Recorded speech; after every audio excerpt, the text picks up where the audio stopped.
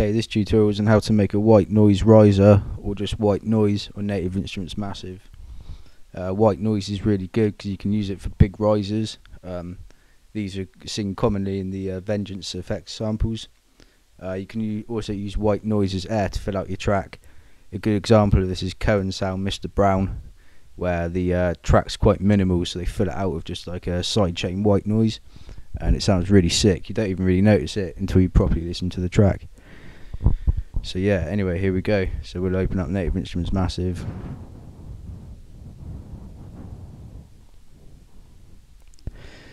And it will give us our preset sound, but we want to turn off all the oscillators because we're just going to use the white noise generator.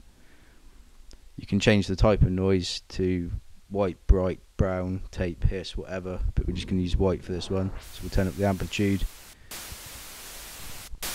and the colour so it's audible. We'll also move up the sustain on the envelope 4 so the note doesn't die out. If we mess around with the colour, you can hear it changes the sound, so we're just going to put an envelope on that, so as the key's pressed, the sound will kind of like thump in, even though it's not a thump, but yeah. Next we'll change our series, our filter to series, so it's just going through 1. We'll put it to low pass, but you can put it to what you want. Change the cut off until it's audible, until you're happy with it. Okay, for a riser, you can do it with pitch, or you can just do it with the cut off. So here I'm just going to put an LFO on the cut off.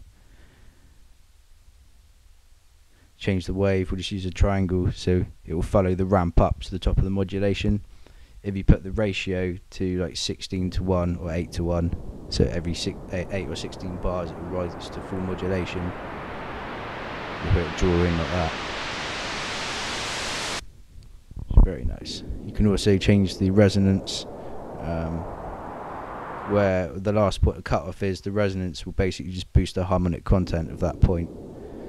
You can also put some effects such as flanger, reverb, delay, whatever you want really. That chorus really makes the sound wider.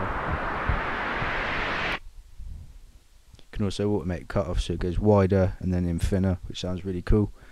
Another way to make anything wider basically is delay, funny enough. You can use sample delay. Samples are smaller than notes by about 100th of the space.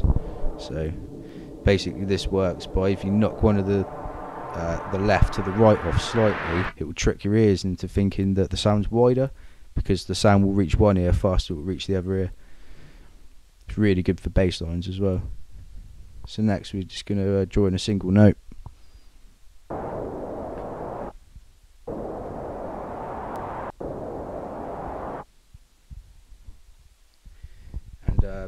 With this we're going to make it pump by sidechaining it, so we're just going to add in a sample. It can be anything, but a shorter, tighter one is better in my opinion, so we'll just copy that out.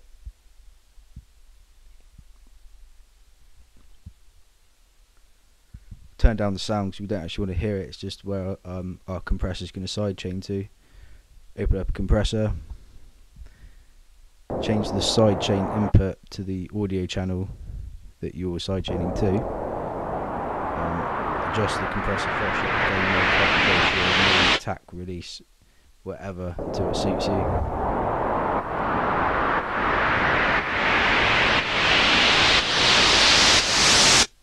That's pretty cool sounding riser already.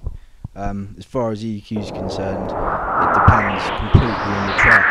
You might want to EQ it to put air in your track, or you might just want to use it for a riser. So you want to take out the frequency between 2 and 5k, so it sounds quite harsh.